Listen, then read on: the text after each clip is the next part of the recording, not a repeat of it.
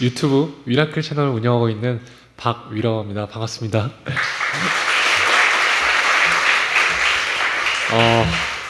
일단 저한테 굉장히 특별한 날입니다. 왜냐면 저랑 세상에서 가장 제일 친한 친구의 이름이 박산돌이에요. 그래서 산돌교회를 제가 지나가면서 본 적이 한 번도 없었는데 오늘 처음으로 이렇게 산돌교회에 왔네요. 제 친구가 영어 이름으로 정말 리빙스톤을 쓰거든요.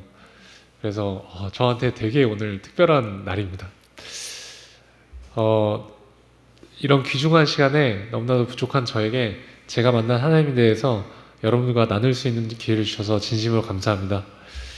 교회 한 청년이 자신의 이야기를 좀 길게 하는구나 생각하시면서 그냥 앉은 자리에서 편하게 들어주시면 감사하겠습니다. 저는 어렸을 때 굉장히 큰 우량아로 세상에 태어났습니다. 보통 또래 아들보다 진짜 머리 하나가 더 있을 만큼 키가 굉장히 컸어요. 그리고 굉장히 활발한 아이였습니다. 제가 땀을 어찌나 많이 흘렸던지 가끔 놀이터에서 놀다 보면 머리 위에 모래가 한가득 쌓인 채로 집에 들어와서 어머니께 종종 혼나곤 했죠. 그리고 제가요 소리를 워낙 목청껏 질러서요 목에 혹이 생겼습니다. 그래서 제가 6살 때는요 제가 유치원을 다니면 하도 소리를 지르니까 제가 강제로 유치원을 다니지 못하고 6살 때 동네에 있는 서예학원을 1년간 다녔습니다. 초등학생 때는 제가 축구선수가 되는 것이 꿈이었어요. 그래서 초등학교와 중학교 때까지 실제로 축구선수 생활도 했었습니다. 네, 그리고 조금 TMI인데요. 다음 사진 보여주시겠어요? 네, 여러분 놀라지 마십시오. 제 중학교 때 사진입니다. 노란색 옷 입은 사람이 저고요. 옆에 있는 사람이 제 친구예요. 네, 지금부터 8년 전 이야기입니다. 제가 취업할 때쯤 지금처럼 굉장히 취업난이 심했습니다. 제가 대학교 때 학점도 정말 안 좋아서 취업 스트레스를 엄청나게 받고 있었어요. 그러던 중에 제가 우연히 외국계 패션 기업에 인턴 사원으로 들어가게 되었습니다. 저는 당시에 학교에서 전공학점 18학점을 받고 인턴 사원 월급도 받고 경력도 쌓게 되었어요. 심지어 6개월 정도 후에는요 저한테 정직원 제안도 주셨습니다. 그렇게 저는 운 좋게 덜컥 취업을 하게 되었어요. 솔직히 기분이 정말 좋았습니다. 저는 제 인생이 마치 톱니바퀴와 맞물리듯 완전히 풀렸다고 생각을 했죠. 저는 주중에 회사를 다니면서 열심히 일한 저에게 보상을 주었습니다. 바로 세상적인 쾌락으로 보상을 주었어요. 저는 주말마다 술을 마시고 클럽을 다녔습니다. 다들 조용하시네요. 솔직히 그 당시에는요 정말 재밌었어요. 한 번은 제가 토요일 날에 술을 많이 마시고 주일날 이렇게 교회로 와서 이런 기도를 한 적이 있습니다. 하나님, 저는 세상의 쾌락을 포기할 수가 없습니다. 하나님, 저는 교회 반, 세상 반, 회색 크리스찬으로 살겠습니다. 하나님, 그러다가요 제가 죽을 때쯤 됐을 때 그때 완전히 하나님께 돌아갈게요. 여러분, 이게 농담이 아니고 제가 진짜 육성으로 그렇게 기도를 했었어요. 제가 정직원 전환이 되는 시점에 친구들과 축하 파티를 열게 됩니다. 그날 제가 여러분 술을 마시고 이렇게 필름이 끊기게 되었어요. 그리고 제가 다시 눈을 떴을 때는요 네, 이런 상황이었습니다. 하얀 천장이 보였어요. 병실이었는데요 제가 직감적으로 알았습니다. 중환자실이라는 것을요. 저는 이 사진처럼 병원의 온갖 장치들이 제 몸을 둘러싸고 있었어요. 여러분, 제 몸이 제 눈으로 분명히 보이는데 이 쇄골뼈 밑으로는 정말 아무것도 느껴지지 않고 아무것도 움직일 수가 없었습니다. 여러분, 이게 어떤 느낌인지 감이 잘 안 오시죠? 지금 한번 다 같이 손을 한번 들어보실까요? 네. 자, 하나 둘 셋 하면 여러분 손톱에 한번 힘줘 보겠습니다. 자, 하나 둘 셋. 자, 이번엔요 머리카락에 한번 힘줘 볼게요. 자, 하나 둘 셋. 자, 나는 손톱이나 머리카락에 힘이 들어간다. 한번 손 들어보세요. 네, 다들 정신을 똑바로 차리고 계시네요. 여러분, 이런 느낌입니다. 분명히 내 몸의 일부분인데 내가 아무리 힘을 주려고 해도 힘이 들어가지 않고요. 아무것도 느껴지지 않는 거예요. 그런데 저는 내가 수술하고 마취를 했는데 아직 마취가 풀리지 않았구나 정도로 생각했습니다. 나중에 제 목을 수술하시는 의사 선생님이 회진을 돌다가 제게 오셔서 이렇게 말씀하셨어요. 당신은 앞으로 전신마비로 살아갈 것이고 영원히 걸을 수 없을 겁니다. 손가락도 절대 움직이지 못할 거예요. 여러분, 저는요 하루아침에 전신마비 환자가 되었습니다. 알고 보니까 여러분, 저는 술에 취해서 어떤 건물과 건물 사이로 추락해서요 목이 완전히 부러져서 척수신경이 완전히 끊겼던 것이었습니다. 여러분, 이 사진 한번 잘 보시면 사진 중앙부에 목뼈가 어긋난 거 보이시나요? 그런데 저는 술에 취해서 전혀 기억이 나지 않았어요. 의사 선생님 말을 들었을 때는 현실감이 없었습니다. 아마도 이 전신마비라는 상황이 너무나 비현실적이었기 때문에 제가 그 사실을 받아들이는 것이 아마도 어려웠을 수도 있었던 것 같아요. 그런데 저는 하나님을 믿었었기 때문에 아니야, 나는 하나님이 이렇게 해주시면 반드시 일어날 거야 라고 생각을 했습니다. 그래서 생각보다는 힘들지 않았어요. 뭐 여러분들이 믿으실지 모르겠지만 제가 진짜 병원에서 이것 때문에 운 적은 없었습니다. 여러분, 이 사진이 제가 전신마비 진단을 받고 한 2주 정도 됐을 때 사진인데요. 전신마비 진단을 받은 사람 표정치고는 약간 표정이 제정신은 아니죠. 전신마비가 되니까요, 제가 할 수 있는 것은 아무것도 없었습니다. 스스로 아무것도 할 수 없게 되었을 때 그 좌절감은요, 정말 상상할 수 없을 정도의 상실감을 느끼게 해줬어요. 병원에서의 삶은 치열한 전쟁이었습니다. 그저 침대에서 이렇게 누워서 지내야 했어요. 저는, 여러분, 욕창이 뭔지 아세요? 네, 저는 욕창에 걸리지 않기 위해서 2시간에 한 번씩 24시간 동안 누군가가 제 몸을 뒤집어 줘야 했습니다. 밥도 다 떠먹여줘야 했고요. 저렇게 이빨도 누군가가 직접 다 닦아줘야 했습니다. 그리고 여러분, 제가 씻으려면 어떻게 씻었는 줄 아세요? 지금 이 병원 침대 있죠? 제가 병원 침대에 누워있는 채로 샤워실에 들어갑니다. 그러면 샤워실에 침대에 누워있는 저를요, 가족들이 직접 다 씻겨줘야 했어요. 전신마비가 되면요, 이 장기에도 마비가 옵니다. 대변과 소변을 스스로 볼 수 있는 기능을 상실하게 되죠. 저는 당시에 이 소변줄을 차고 있었고, 이 소변백에 소변이 가득 차면 가족들이 그 소변을 직접 다 비워줘야 했습니다. 그리고 대변을 보기 위해서는요, 여러분, 좌약을 넣고 침대 위에서 가족들이 손으로 다 받아내야 했어요. 제가 당시에 하루는 제가 저희 아버지가 제 변을 치우시는 모습을 보고 제가 침대에서 이렇게 아버지한테 등 돌린 상태로 아버지 모르게 눈물을 흘린 적이 있습니다. 이제는 이 검은 머리카락보다 흰 머리카락이 많으신 아버지를, 이 28살이 된 아들의 이 뒤처리를 하게 만드는 제 자신이요, 너무나 싫었습니다. 그것을 받아내는 것이 너무나 고통스러웠어요. 저는 그 당시에 취직을 해서 이제 부모님으로부터 경제적으로 완전히 독립을 해서 저는 이제 효도해 드릴 수 있다고 생각했었거든요. 물론 인턴 사원 월급 얼마 되지 않았지만 제가 처음으로 월급을 받아서 봉투에 용돈을 넣어서 부모님께 드렸을 때 저는 정말 행복했어요. 그런데 하루아침에 전신마비 환자가 돼서 28살짜리 아이가 돼버렸으니까요, 진짜 도저히 믿기지도 않고 그 현실을 인정하고 싶지 않았어요. 저는 당시에 이 서울에 있는 신촌 세브란스 재활병원에 입원해 있었는데요, 저는 이 전쟁 같았던 하루의 재활을 마무리하며 저녁에 항상 이 조그만한 기도실에 갔습니다. 왜냐면 저는 예전의 저로 돌아가고 싶었어요. 예전에 제가 건강하게 걷고 뛰던 제 모습으로 돌아가고 싶은 마음이 너무나 간절했습니다. 그래서 제가 평생 잘 읽지도 않던 성경책을 읽기 시작했고 매일 저녁 기도했어요. 물론 제 자신만을 위해서 기도했습니다. 하나님, 저 제발 일으켜주세요. 저 일으켜주시면 저 진짜 뭐든지 하겠습니다. 그런데 어느 날 제가 저 기도실에서 기도를 하는데 저희 병원에 다른 병실에 있는 환자들이 막 떠오르기 시작했습니다. 갑자기 제가 그들을 위해서 눈물을 흘리면서 기도를 하게 되었어요. 그런데 여러분, 저는 이렇게 딱 봐도 결코 남을 위해 기도할 만큼 마음밭이 넓거나 믿음이 좋은 사람이 전혀 아닙니다.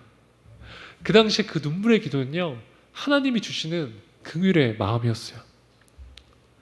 저는 저의 재활병원에서는 상대적으로 경증 환자였습니다. 저의 재활병원에서는 저보다 심각한 상태에 계신 분들이 너무나 많았어요. 특히 이 뇌가 손상되신 분들이 많았죠. 하루는 다른 병실에 한 고등학생 남자의 어머니며 이렇게 전신마비가 돼서 병실에 누워있는 제게 오시더니 이런 말씀하셨어요. 우리 아들이 위 너만큼만 됐으면 좋겠다. 여러분 상상이 되세요? 저는 이렇게 생각했습니다. 아니 어떻게 전신마비가 된 나한테 와서 이런 말을 하실 수가 있지? 그 어머님의 아들은 고등학생이었고 이 펜싱 국가대표 상비군이었는데요. 교통사고로 뇌가 손상이 돼서 대화가 불가능하고 밥도 먹을 수 없고 회복을 기대하기가 너무나 어려운 상황이었습니다. 저는 마음이 너무 아팠지만 겉으로 울 수가 없었어요. 그렇게 제가 입원했던 곳에 대부분의 환자들이 이런 어려운 상황 가운데 놓여져 있었습니다. 그렇게 저 기도실에서 제가 1시간 정도 울면서 기도했어요. 그리고 그때 하나님이 제게 마음으로 강력하게 말씀하시는 것 같았습니다. 위야, 너는 반드시 회복될 것인데 너는 앞으로 너와 비슷하게 아픈 사람들, 또 세상에 정신적으로 고통받고 있는 사람들 가서 반드시 희망이 되는 사람이 되어야 된다. 근데 여러분, 저는 그 당시만 해도요, 혼자 이렇게 휠체어를 밀 수조차 없는 상태였습니다. 그래서 저는 제가 어떻게 사람들한테 구체적으로 도움이 되고 희망을 줄 수 있을지는 전혀 알지 못했고 감이 오지 않았어요. 재활 영상을 잠깐 홀드해 주세요. 저는 그렇게 6개월 정도 병원 생활을 하고 퇴원을 했습니다. 퇴원했지만 저의 모든 생활은 가족한테 의지할 수밖에 없었어요. 대변과 소변도 가족들이 직접 다 받아내야 했습니다. 그리고 제가 밤에 잠을 자기 위해서 침대에 누우려면요, 저희 아버지나 남동생이 집에 올 때까지 꼼짝없이 기다려야 했습니다. 왜냐면 휠체어에서 제 몸을 들어서 침대에 옮기려면 성인 남성 이상의 힘이 필요했기 때문이에요. 저는 그래서 이렇게 생각했어요. 내 인생은 그 누구도 나를 대신해서 살아줄 수 있지 않기 때문에 내가 반드시 독립적으로 생활할 수 있을 때까지 재활을 해야겠다. 이제 틀어주시면 됩니다. 저는 살기 위해 죽을 힘을 다해 재활을 하기 시작했습니다. 저희 집 근처에 한강이 있는데요, 저는 비나 눈이 오지 않으면, 영하 5도 밑으로 떨어지지 않으면요, 진짜 온몸에 핫팩을 붙이고 한강에 나가서 매일매일 3시간 이상 휠체어를 밀었습니다. 50m, 100m, 500m, 1km. 휠체어를 혼자 밀 수 있는 거리를 서서히 늘려나갔어요. 그래서 하루는 제가, 저희 집이 서울의 용산인데요, 제가 혼자 휠체어를 3시간 동안 밀어서 저희 집에서 11km 떨어져 있는 난지도 한강공원까지 혼자 휠체어를 밀 수 있게 되었습니다. 저는 그때 이런 생각을 했어요. 내가 이제 우리 집에서 11km 떨어진 곳에 혼자 놓여지더라도 혼자서 집은 갈 수 있겠구나. 그리고 저는 이제 소변줄을 빼고 일회용 소변줄을 이용해서 소변도 볼 수 있게 되었습니다. 그리고 제가 상체 힘을 키워서요, 휠체어에서 혼자 차에 휠체어를 싣고 운전도 가능하게 되었어요. 그리고 저는 드디어 혼자서 휠체어에서 침대로 옮겨 누울 수 있게 되었습니다. 그렇게 피나는 노력 끝에 저는 거의 모든 생활을 혼자서 독립적으로 할 수 있게 되었죠. 비록 재활이 되는 속도는 많이 더디었지만 조금씩 몸이 좋아졌습니다. 여러분, 이렇게 독립적으로 제가 움직일 수 있다는 것, 독립적으로 내가 어딘가에 혼자서 갈 수 있다는 것이 정말 얼마나 감사한지 모릅니다. 저는 정말 다행히도 병원에서 말했던 것과는 다르게 엄청나게 재활이 잘 되어가고 있었어요.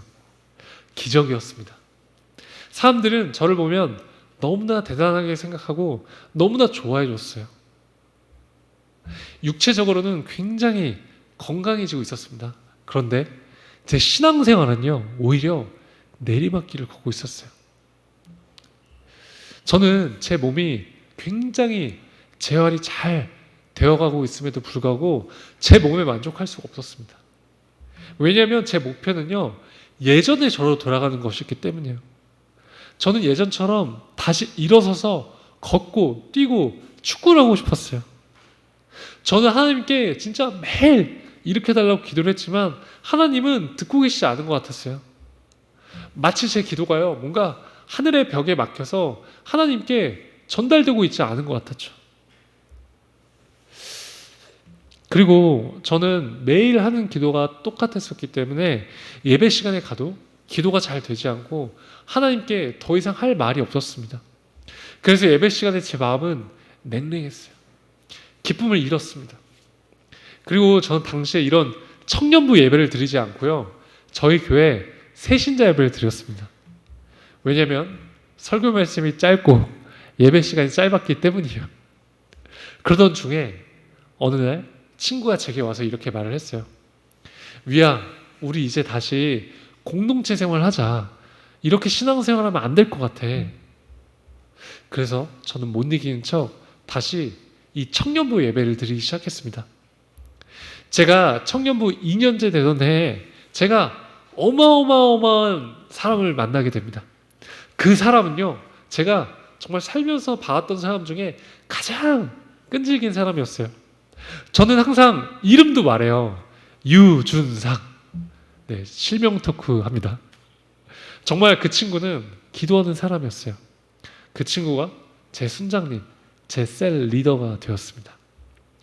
지금처럼 여름이 되어서 저희 청년부 여름 수련회 시즌이 되었습니다. 그런데 준상이가요, 저한테 수련회를 같이 가자는 거예요. 그래서 제가 단칼에 거절했습니다. 휠체어를 타고 수련회에 참가하는 것은 제게는 너무나 큰 도전이었기 때문이에요. 그리고 여러분, 저는 아직도요, 잠을 자려면 이 욕창에 걸리지 않기 위해서 침대 매트리스가 아직도 필요하거든요. 준상이가 말했습니다. 위야, 수련회장에 침대가 있대. 그리고 내가 다 도와줄게. 여러분, 약간 어떤 스타일인지 아시겠죠? 여기 청년부에도 그런 친구들이 있지 않나요? 저는 이 친구 정말 끈질기다라고 생각했지만 용기를 얻고 수련회에 참가하게 되었습니다. 수련회에 갔지만 저는 여전히 하나님과의 관계는 냉랭했어요. 수련회 마지막 날 밤 집회 시간이 되었습니다. 설교 말씀이 끝나고 기도 시간이 되었는데 저는 이렇게 기도했어요. 하나님, 오케이. 저 이제 일어나지 않아도 좋습니다. 그 대신에 저 오늘 하나님이 살아계신지 제게 보여주세요. 하나님, 제가 하나님을 눈으로 보든 피부로 느끼든 바람으로 느끼든 어떤 방법이든 좋으니까요. 하나님, 제발 오늘 하나님이 살아계신지만 제가 알 수 있게 해주세요. 여러분, 제가 그날 정말 간절히 기도했었거든요. 그런데 저한테 어떤 일이 일어났을까요? 네, 아무 일도 일어나지 않았습니다. 정말 아무것도 느껴지지 않았어요. 저는 굉장히 실망한 상태였어요. 그때 저희 공동체 담당 목사님이 이제 주변의 아픈 지체들 이 강대상 위에 올라오세요. 기도드리겠습니다. 이렇게 말씀하셨어요. 근데 여러분 그 강당이 굉장히 큰 강당이었거든요. 그래서 한번 상상해 보세요. 그 강대상이 한 이 정도 높이 됐습니다. 근데 여러분 저는요 정말 이 위에 올라가고 싶지 않았어요. 저는 치유 기도를 더 이상 받고 싶지 않았습니다. 왜냐면 저는 다치고 나서 저희 어머니 손에 이끌려서 정말 온갖 치유 집회를 다녔었거든요. 이런 마음을 가지면 안 되겠지만 제가 이 치유 집회를 참여하는 것은 마치 기복신앙처럼 느껴졌어요. 그런데 제 옆에 누가 있었을까요? 네, 그가 있었습니다. 유준상이 있었어요. 갑자기 준상이와 교회 친구들이 제게 막 몰려오기 시작했습니다. 여러분, 예배하는 장소에 약 900명 정도 되는 청년들이 있었는데요. 여러분, 저는 그 큰 강당에서 저 끝에 모서리에 혼자 휠체어에 앉아있는 상태로 있었죠. 그리고 그 예배실은요, 이런 의자가 말고 간이 의자였죠. 간이 의자로 꽉 차 있어서 휠체어로 지나갈 수 있는 길이 전혀 없었습니다. 그런데 그때 홍해가 갈라지듯 의자가 갈라지기 시작했어요.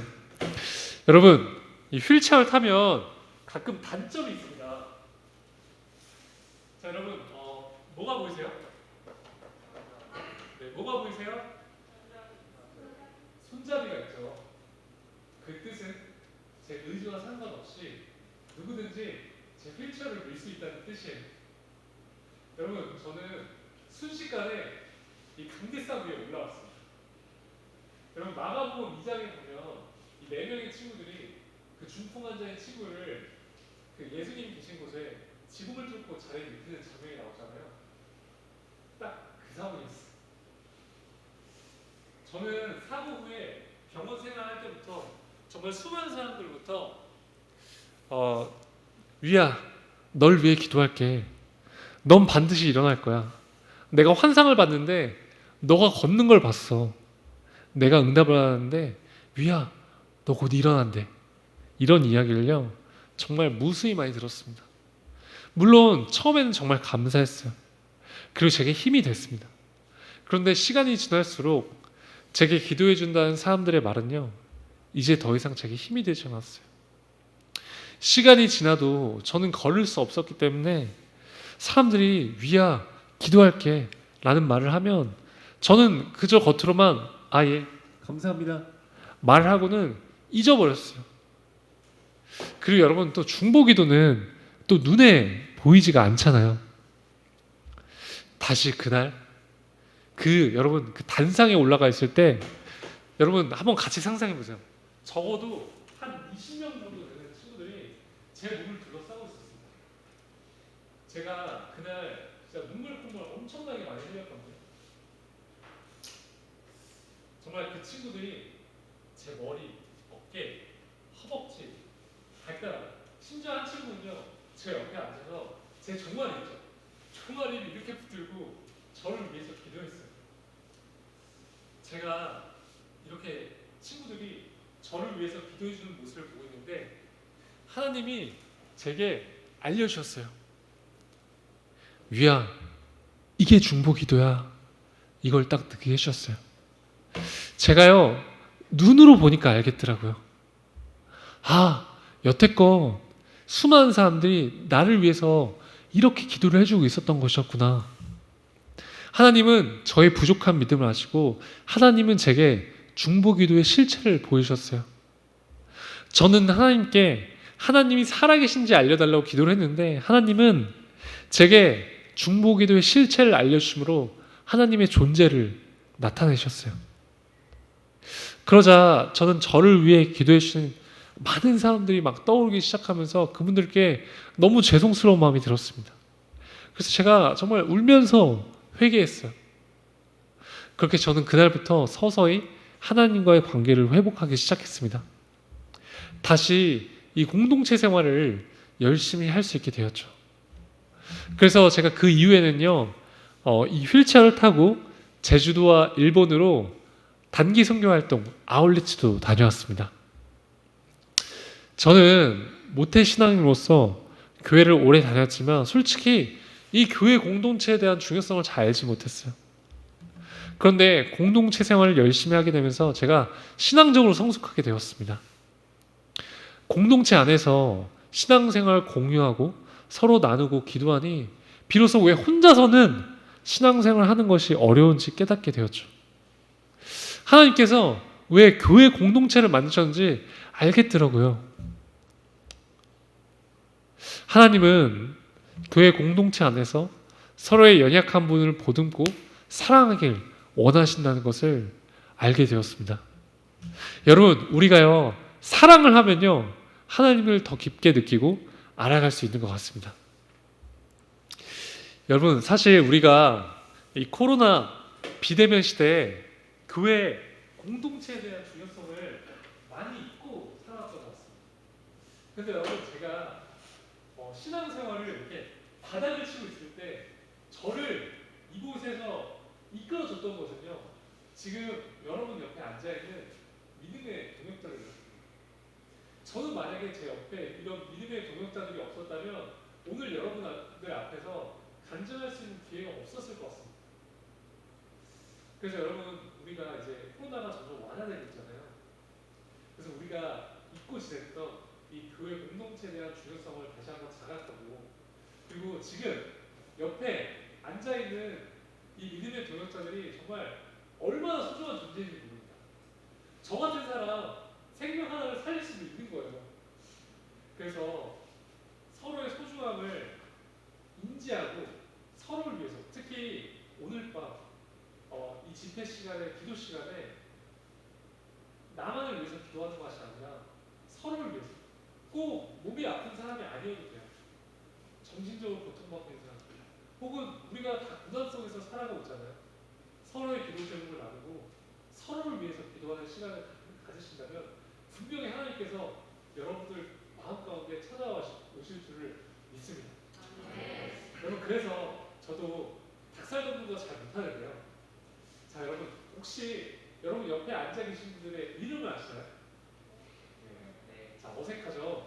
그리고 서로의 이름을 물어보고 한번 이렇게 서로한테 고백을 하겠습니다. 자, 준상아 사랑해. 한번 시작하겠습니다. 시작.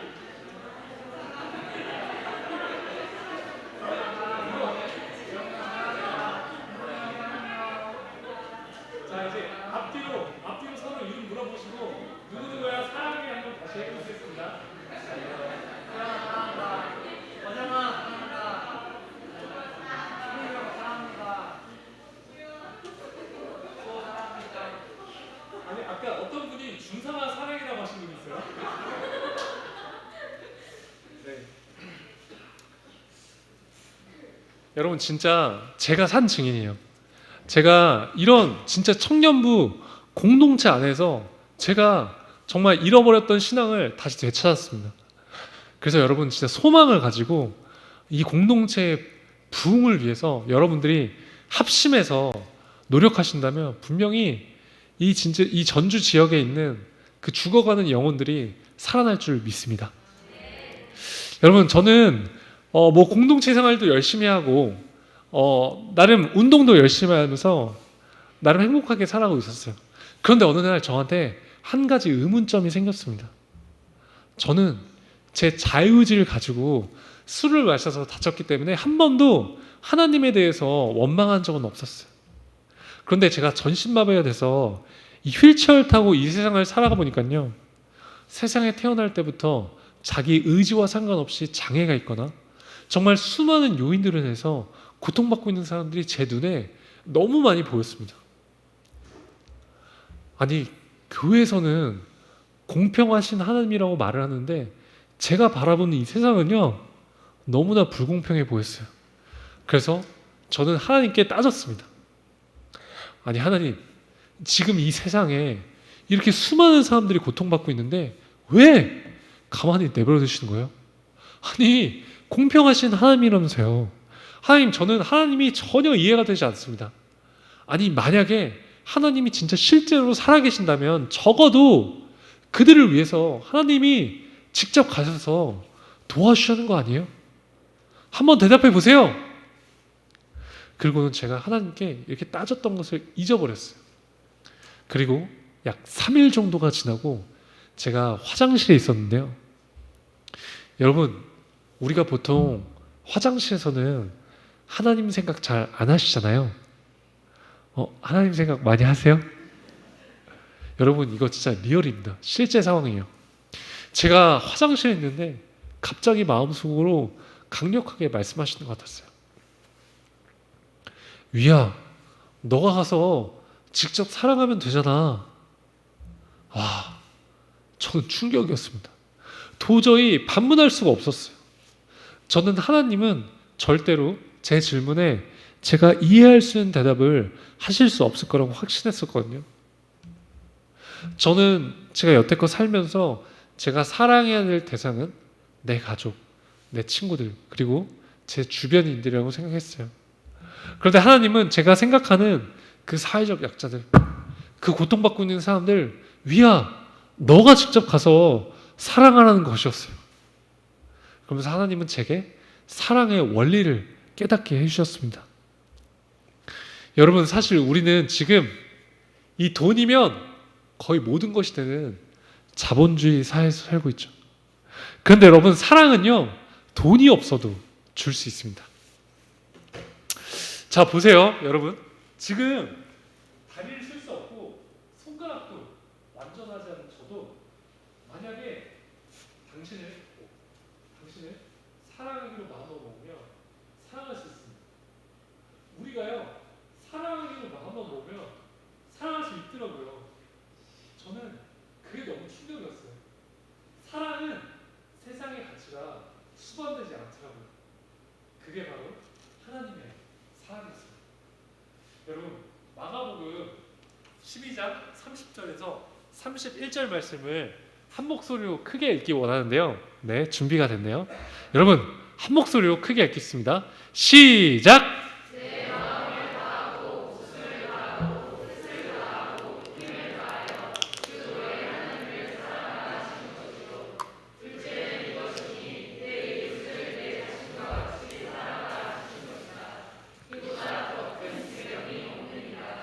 아멘. 저는 제가 이 땅에 살아가면서 제가 막 뭔가 엄청난 일을 해야지만 하나님께 영광을 돌릴 수 있다고 생각했었거든요. 그런데 방금 우리가 읽었던 이 마가복음 말씀처럼요, 제가 이 땅에 태어난 이유와 목적이 바로 사랑하기 위해서 태어났다는 사실을 깨닫게 되었습니다. 여러분, 저는 진짜 너무나 부족하지만 그냥 제가 휠체어 타고 제가 할 수 있는 선에서 그저 열심히 사랑을 베푸는 것이죠. 자, 이제 제가 준비한 영상이 있는데 혹시 여기 본나 불을 그냥 다 꺼줄 수 있나요? 잠시만요. 영상 여기 불을 잠깐 다 꺼줄 수 있나요? 완전히 다 꺼주시면 감사하겠습니다. 저는 항상 영상에 진심이기 때문에 집중을 위해서 불을 다 끄는 편입니다. 네. 완전히 다 꺼주시면 너무나 감사할 것 같아요. 네. 혹시 얘도 끌 수 있나요?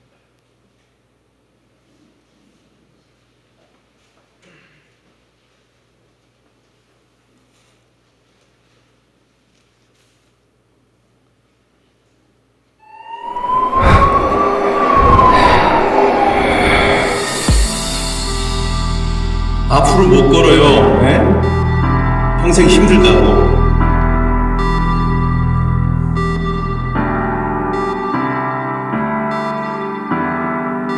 다시 눈을 떴을 때 내 몸은 나의 몸이 아니었다. 아이, 컴아, 내가 안 된다 그랬잖아. 왜 자꾸 그걸 시도해보고 그래?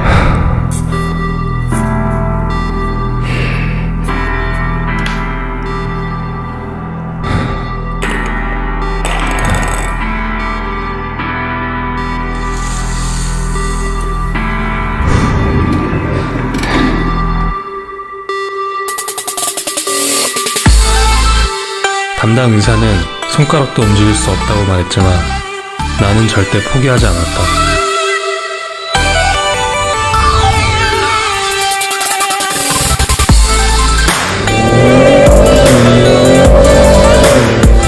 나는 이제 내 꿈을 찾아 도전을 시작한다.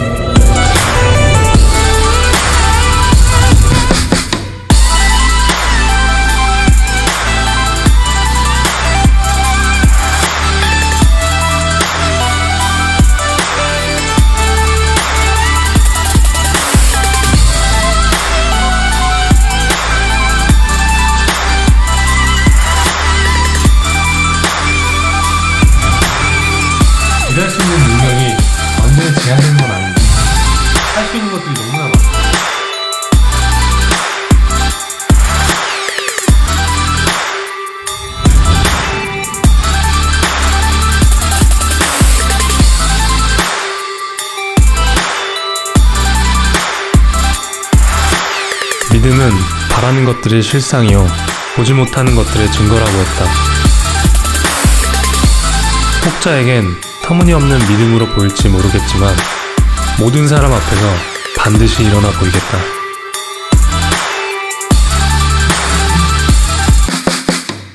위, 일어난다. 네, 이제 불을 켜주셔도 됩니다. 네.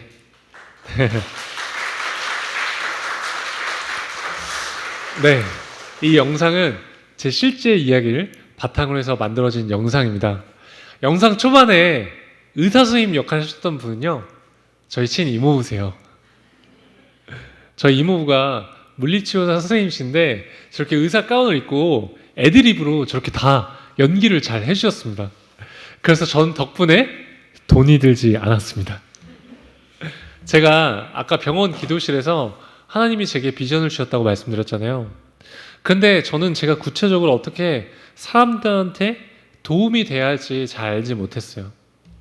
그런데 저는 교회에서 아울리치를 다녀오고 어느 날 하나님이 제 마음 가운데 생각나게 해주셨어요. 시간과 장소에 구애받지 않고 다양한 사람들을 만날 수 있는 방법, 바로 유튜브였습니다.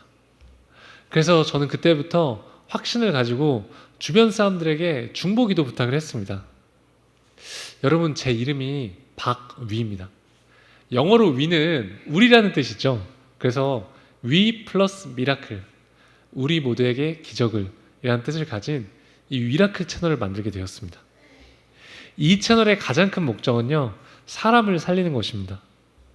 우리가 살아가는 이 모든 일상이 기적임을 일깨우면서 몸이든 마음이든 아픈 지체들에게 삶의 소망을 던지는 것이죠. 어느 날 울산에 한 목사님으로부터 연락이 왔어요. 당신의 아들이 저처럼 이 척수신경이 손상이 돼서요, 이렇게 전신마비가 되었다는 거예요.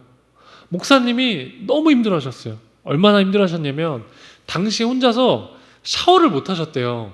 폐쇄공포증이 생기셔서. 근데 그 목사님이 저랑 하루에 2시간씩 통화를 했었거든요. 근데 아마도 제가 전신마비 진단을 받은 사람 치고는 굉장히 재활이 잘 된 케이스였기 때문에 목사님이 저랑 이렇게 전화하는 것만으로도 좀 위안이 되셨던 것 같아요. 그런데 여러분, 저는 모태 신앙인으로서 저는 어렸을 때부터 이 목사님이라는 존재는요, 항상 뭔가 인간 이상의 존재, 뭔가 하나님과 더 가까운 존재라고 맨날 생각해 왔었거든요. 근데 제가 그 목사님이랑 하루에 2시간씩 매일매일 한 2주째 통화를 하다 보니까요, 제가 목사님한테 이런 말을 했어요. 아니, 목사님, 이제 제발 좀 믿음을 가지세요. 목사님, 죄송합니다. 그런데 제 눈에는요, 그 목사님이 그저 전신마비가 된 한 아들의 아버지로 보였습니다. 저는 너무 가슴이 아팠어요. 너무 안타까워서 제가 주저없이 혼자 휠체어를 타고 비행기를 타고 울산으로 날아갔습니다. 자, 여러분, 이 친구예요. 표정이 별로 안 좋죠? 네, 다친 지 얼마 안 돼서 그래요. 자, 다음 사진 보세요. 여러분, 동일 인물입니다. 이 친구가요, 지금 이렇게 호전이 돼서 저희 위라클 채널에 편집자로 활동하고 있습니다. 네. 여러분, 그런데 사실 이 친구는 아직도 손가락이 전혀 움직여지지 않아요. 여러분, 한번 주먹쥐고 이렇게 손을 한번 들어보실래요? 이 친구가 어떻게 편집하는 줄 아세요? 주먹이 이렇게 말려져 있거든요. 여러분, 다른 한 손으로 여기 한번 만져보실래요? 여기 이 부분을 이용해서 여러분, 터치패드를 이용해서 직접 편집을 합니다. 여러분, 대박이죠? 이 친구가 편집한 영상이 궁금하신 분들은 저희 위라클 채널 구독과 좋아요, 알람 설정 부탁드립니다. 여러분, 제가 지금 웃고 있지만 농담이 아니에요. 저는 제가 사랑을 주기 위해서 이렇게 울산으로 갔다고 생각을 했습니다. 그런데 오히려 제게 사랑 이상의 힘을 주는 친구가 생겼어요.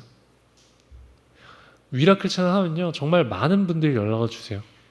그 중에 가장 기억에 남는 글은 제가 오늘 생을 마감하려고 했는데 우연히 보게 된 이 위라클 채널을 보고 제가 살기로 결심했습니다. 와, 저는 그런 이야기를 들으면요 정말 온몸에 소름이 돋고 하나님께 감사합니다. 여러분, 하나님의 일하심은 너무나 놀라운 것 같습니다.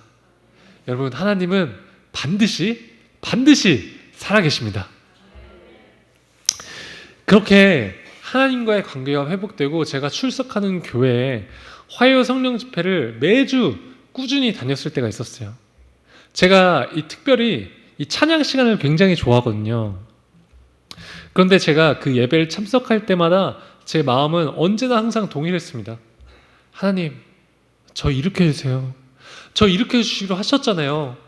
이제 하나님, 저 지금쯤 이제는 일어날 때가 된 거 아닌가요? 저는 기도할 때마다 나는 반드시 일어날 것이고 반드시 일어나야만 하고 또 하나님께서 저를 반드시 일으켜 주실 것이라는 강한 믿음이 있었죠. 어쩌면 제 개인적인 욕심을 저의 견고한 믿음으로 착각하고 있었을 수도 있었던 것 같아요. 어느 날 예배 시간이었어요. 제가 기도하는 중에 갑자기 하나님이 저한테 수식을 생각나게 해주더라고요. 자, 제가 이제 이 공식을 띄워드릴 텐데요. 이 공식을 띄워드리면 다들 이제 싫어하시더라고요, 저를. 네, 혹시 이 공식 기억나시는 분? 고등학교 때 수학 시간에. 네, 기억 안 나셔도 됩니다. 근데 저는 이 공식이 그때 떠오르면서 너무 충격을 받았었거든요. 자, 여러분, 이해를 못 하셔도 돼요. 그냥 한번 설명해 드릴게요. 여러분, 우리가 분모와 분자는 알잖아요. 자, 제가 간단하게 설명해 드릴게요. 여러분, 우리가 무한대라는 숫자가 있다고 생각해 보세요. 무한대가 이 분모에 n 분모에 있다고 한번 생각해 볼게요. 그리고 선을 딱 그 분자에 유한한 숫자, 우리가 셀 수 있는 숫자, 그 어떤 큰 숫자를 놓더라도요, 이 수식은 0으로 수렴이 됩니다. 자, 왜냐하면 여러분, 이 무한대가 셀 수 없을 정도로 큰 숫자잖아요. 무한대에 비해서 유한한 숫자는요, 아무리 크더라도 가치가 무한대에 비해서는 거의 없는 거예요. 그래서 이 수식이 0으로 수렴이 됩니다. 자, 여러분, 이해 안 되셔도 그냥 넘어갑시다. 자, 다음 사진 보여주세요. 자, 여러분, 이 사진은 뭐죠? 네, 지구죠. 여러분, 지구는 유한한 곳이죠. 네. 저는요, 사실 이 지구에서의 삶이 마치 진짜 영원할 것처럼 생각하면서 살았던 것 같아요. 더 좋은 대학교, 더 좋은 직장, 더 좋은 차, 더 좋은 집, 더 좋은 삶을 살기 위해서 저는 막 발버둥 치며 사람들과 비교하면서 사람들보다 어떻게 하면 더 잘 살까 궁리하면서 살았던 것 같아요. 그런데 여러분, 아까 그 수식을요, 하나님이 제 삶에 이렇게 대입하게 해주셨어요. 자, 이번에는 같이 상상해 보겠습니다. 자, 여러분, 이 사진은 뭐죠? 네? 대구요? 네, 여러분, 제가 천국 사진을 한번 가져와 봤습니다. 자, 천국이에요. 이번에 우리가요, 한번 여러분 그냥 천국을 한번 상상해 볼게요. 여러분, 천국은 영원한 곳이죠. 자, 그러면 이제 다음 사진 보여주세요. 자, 여러분, 이번에 한번 우리 그냥 머릿속으로 한번 상상해 볼게요. 그 영원한 천국을 이번에 분모에 한번 내려놔 볼게요. 내려놓으셨나요? 자, 그리고 거기다 이렇게 선을 딱 긋고 우리가 살고 있는 이 지구를 분자 위에 올려놔 보겠습니다. 그럼 여러분, 이 수식의 답은 뭐가 될까요? 우와, 네, 저 설명 잘했나 봐요. 네, 0이 되겠죠. 그런데 여러분, 그렇다고 해서 여기서 절대 오해하시면 안 되는 게, 우리가 살고 있는 이 지구가 무의미하다는 것이 전혀 아닙니다. 이 천국이라는 영원한 곳에서의 삶에 비하면요, 우리가 살고 있는 이 지구에서의 삶은 지극히도 너무나도 짧은 곳이라는 것이죠. 제가 이 생각이 딱 들면서요, 그날 진짜 갑자기 눈물이 이렇게 닭똥처럼 흐르더라고요. 그리고 이런 생각이 들었어요. 아, 어쩌면 내가 지금 전신마비가 돼서 휠체어를 타고 있는 나의 지금의 삶이 오히려 다치기 전에 그냥 내 마음대로 살았을 때보다 오히려 나한테는 더 잘된 일일 수도 있겠다. 저는 비록 전신마비 진단을 받고 몸은 불편해졌지만 이 고난을 이겨내기 위해서요, 이전보다 하나님을 더 의지하고 찾게 되었어요. 그래서 하나님과 더 가까워졌습니다. 여러분, 만약에 제가 진짜 다치지 않고 이렇게 몸은 온전하지만 교회는 그냥 대충 다니는 썬데이 크리스찬으로 살았다면 아마도 제 삶은 지금의 제 삶보다는 육체적으로는 더 편했을지는 몰라요. 그러나 솔직히 하나님과의 관계는 지금보다는 가깝지 않았을 것 같아요. 그렇다면 여러분, 만약에 우리가 천국을 갈 수 있는 확률이 있다고 따졌을 때, 이전에 제가 걸어다니면서 그냥 내 마음대로 살았을 때보다 휠체어를 타고 몸은 불편하지만 하나님과 좀 더 가깝게 지내는 지금의 나의 삶이 오히려 천국을 갈 수 있는 확률은 훨씬 더 높아지지 않았을까요? 저는 그 생각이 들면서요, 막 눈물이 계속 흐르기 시작했습니다. 그리고 이런 고백을 하게 되었어요. 하나님, 저 이제 진짜 일어나지 않아도 좋습니다. 예전에 제가 수련회에서요, 제가 하나님이 살아계신지 막 알려달라고 막 때를 썼을 때와는 달랐어요. 이제는 이 고난이 내게 유익일 수 있겠다는 생각을 하게 되었죠. 하나님의 이 강력한 주권 아래 지금 제가 살고 있는 이 땅에서의 고통과 고난이 어느 정도는 제가 이해가 되는 순간이었습니다. 그때부터는 제 마음이 굉장히 평안해졌어요. 빨리 제가 일어나야겠다는 조급한 마음도 더 이상 들지 않았죠.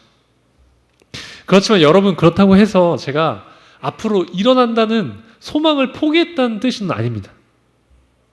저는 지금도 제가 반드시 일어날 것이라는 희망을 가지고 삽니다. 그리고 하나님은 지금 당장 만약에 저를 일으키시려고 결정하시면 저는 지금 이 순간에도 일어날 수 있다고 믿습니다. 다만 그 시기가 언제인지는 모른다는 거예요. 하나님은 제가 진짜 나이가 들어서 제가 죽기 직전에 저를 일으키실 수도 있고, 어쩌면 제가 이 땅에서의 삶 동안 가운데는 하나님이 저를 일으키시지 않을 수도 있겠죠. 이제 저는 그 시기를 단지 하나님께 맡겨드린 것입니다. 하나님의 통치하심을 인정하게 된 것이죠. 사실 여러분, 영원하다라는 말을 제가 어렸을 때부터 교회를 다니면서 정말 많이 들어왔지만 솔직히 그 개념을 제 머릿속에서 이해하기는 굉장히 어려웠던 것 같아요. 우리 인간은 우리가 보고 듣는 것을 바탕으로 사고를 하잖아요. 그래서 이 천국의 정말 영원함을 감히 상상할 수조차 없었던 것 같습니다. 실제로 우리가 살고 있는 이 지구에는요, 영원한 것이 그 아무것도, 그 무엇도 없으니까요.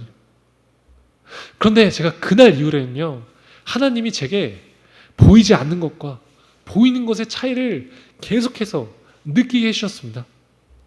여러분, 보이지 않는 것은 영원하고 보이는 것은 끝이 있죠. 우리가 눈으로 보고 있는 그 어떤 존재도요, 영원할 수 없습니다. 그런데 우리 눈에 보이지 않는 우리의 영과 천국은 영원하죠. 마치 하나님이 제게 이렇게 말씀하시는 것 같았어요. 위야, 보이는 것에 현혹되지 말고 보이지 않는 천국을 소망해라. 저는 다치고 난 뒤에 항상 이 문제에 대해서 고민해 왔어요. 이 세상에는 왜 고난이 계속해서 존재하는 것일까? 이 세상에 아프고 병들고 고통이 있는 곳에는요, 이 결핍이라는 커다란 빈 공간이 생길 것입니다. 여러분, 우리가 그 공간을 채워주기 위해서는요, 사람들의 도움의 손길과 관심이 반드시 필요합니다. 즉, 이 고난이 있는 곳에는 하나님의 사랑이 필요한 것이죠. 그래서 우리는 이 결핍이 있는 그곳에 가서 하나님의 사랑을 실천하고 전해야 합니다. 여러분, 진짜 역설적이게도 이렇게 고난이 있는 곳에서 하나님의 사랑이 더 절실히 드러나지 않을까요? 자, 요한복음 9장 1절에서 3절 말씀을 여러분 큰 목소리로 한 목소리로 읽기 원합니다. 읽겠습니다. 시작!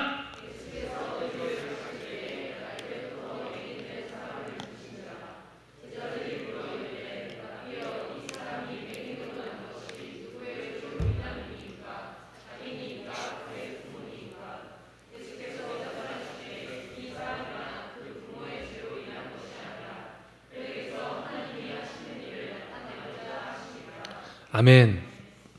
제가요, 진짜 병원에 입원해 있을 때 이 말씀을 보고 정말 얼마나 위로받았는지 모릅니다. 우리가 방금 읽었던 이 요한복음 말씀 속 그가요, 여러분, 태어날 때부터 이렇게 맹인이 된 이유가 그 누구의 죄로 인함이 아니라 하나님이 하시는 일을 나타내기 위해서라는 이 말씀이요, 갑자기 전신마비가 된 저한테 얼마나 위로가 되는지 몰라요. 저는 휠체어를 타고 생활하는 지금의 제 삶에 하나님의 목적이 반드시 있다고 믿습니다. 그리고 저는 하나님의 계획을 신뢰하기로 결정했어요. 여러분, 우리가요, 삶 속에서 끊임없이 겪는 고통과 그 고난의 이유를 찾기 위해서 막 괴로워하고 발버둥 치지 말고 이 고난을 통해 드러나실 하나님의 일하심을 신뢰하며 기대한다면 하나님께서 우리를 통해 반드시 선한 일을 하실 줄을 믿습니다. 여러분, 저는 제가 다치기 전에 제가 걷고 뛰고 내 손으로 밥 먹고 스스로 대변 소변 보는 것에 대해 진짜 한 번도 감사하며 살지 않았습니다. 그런데 제가 전신마비가 돼서 걷지 못하고 스스로 밥 먹지 못하고 스스로 대변 소변 볼 수 없게 돼 보니까요, 이제야 비로소 과거에 진짜 너무나도 당연하다고 생각했던 그 일상들이 결코 당연한 것이 아니며 정말 기적과도 같은 삶이라는 것을 깨닫게 되었습니다. 여러분, 사람들은 보통 기적이라고 하면 이렇게 눈먼 자가 눈을 뜨고 앉은뱅이가 일어서는 초현실적인 현상을 떠올립니다. 아니요. 여러분, 기적은요, 지금 휠체어를 타고 있는 저의 삶, 그리고 여러분들의 삶 그 자체입니다. 여러분, 남과 비교해서 지금 내게 없는 것, 내게 부족한 것들을 바라보지 마시고요, 지금 내게 있는 것, 내가 현재 누리고 있는 것들을 바라보셨으면 좋겠어요. 현재 우리가 고난의 상황에 처했을지라도 감사할 수 있는 마음을 가질 때 이 위기를요, 기회로 바꿀 수 있는 힘이 생깁니다. 하나님은 항상 약한 자를 쓰셨어요. 그런데 제가 어렸을 때부터 수도 없이 설교 말씀에 등장했던 그 사건들은요, 그냥 솔직히 성경의 이야기로 생겼던 것 같아요. 이 다윗이 골리앗을 이기고 80세가 넘은 모세가 이스라엘 백성들을 이끌고 출애굽을 하죠. 여러분, 저는 제가 육체적으로 얼마나 연약한지 진짜 누구보다 잘 압니다. 저는 만약에 이 휠체어가 없이 혼자 이 본당문을 빠져나가야 된다고 하면요, 저는 여기 휠체어에서 내려와서 기어서 가야 되기 때문에 여기 계단도 내려가야 되고 아마 30분? 1시간도 넘게 걸릴지도 몰라요. 그런데 제가 전신마비가 돼서 그냥 열심히 살아가기만 해도요, 이런 제 모습이 누군가에게는 힘이 되고 용기가 되더라고요. 제가 스스로 할 수 있는 것이 아무것도 없고 보잘것없는 존재라는 것을 깨닫고 또 그 사실을 제가 인정하게 되니까요, 하나님이 저를 도구로 사용하시더라고요. 자, 이제 진짜 마지막입니다. 고린도전서 1장 27절에서 28절 말씀 큰 목소리로 읽겠습니다. 시작!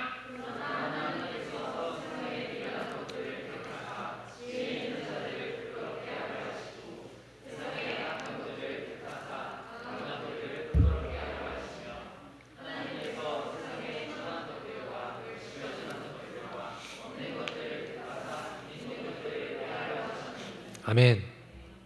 우리가 방금 읽었던 고린도전서 말씀처럼요, 하나님은 세상에 미련하고 약하고 천하고 멸시받는 사람들을 택하셨대요. 여러분, 만약 혹시 여러분이 지금 연약하고 고통 가운데 계신가요? 그럼 이제 아마도 하나님이 여러분들을 쓰실 수 있다는 뜻일지도 모르겠습니다. 여러분, 우리는 연약하기 때문에 하나님을 드러낼 수 있게 감사해야 하지 않을까요? 우리의 고난은요, 하나님과 가까워질 수 있는 축복의 시간입니다. 세상 사람들은 지금의 제 모습을 보면서 아마도 끔찍한 고난의 시간 속에 있다고 생각하면서 말할지 모르겠어요. 그런데 여러분, 지금도 보세요. 제가 만약 다치지 않았다면 이렇게 여러분들과 마주할 수 있는 기회가 있었을까요? 저는 제가 전신마비가 된 생활을 통해 삶의 진정한 행복과 가치를 깨닫게 되었습니다. 그리고 실제로 하나님과 더 가까워졌어요. 둘째는 이것이니 내 이웃을 내 자신과 같이 사랑하라 하신 것이라. 이보다 더 큰 계명이 없느니라. 아멘. 여러분, 우리는 사랑하기 위해서 태어난 사람들입니다. 하나님은 우리 누구에게나 공평하게 사랑할 수 있는 마음을 허락하셨습니다. 우리는 언제든 어떻게든지 이 세상 속에서 하나님의 사랑을 필요하는 곳에 가서 충분히 사랑을 실천할 수 있다고 믿습니다. 저도 부족하지만 앞으로 이 미라클 채널을 통해서 사랑을 전하도록 노력하겠습니다. 전주 산돌교회 청년부 여러분, 우리 모두가 세상의 가치와 기준에 얽매이지 않고 이 고난 속에서도 하나님을 신뢰하며 감사할 수 있기를 축복합니다.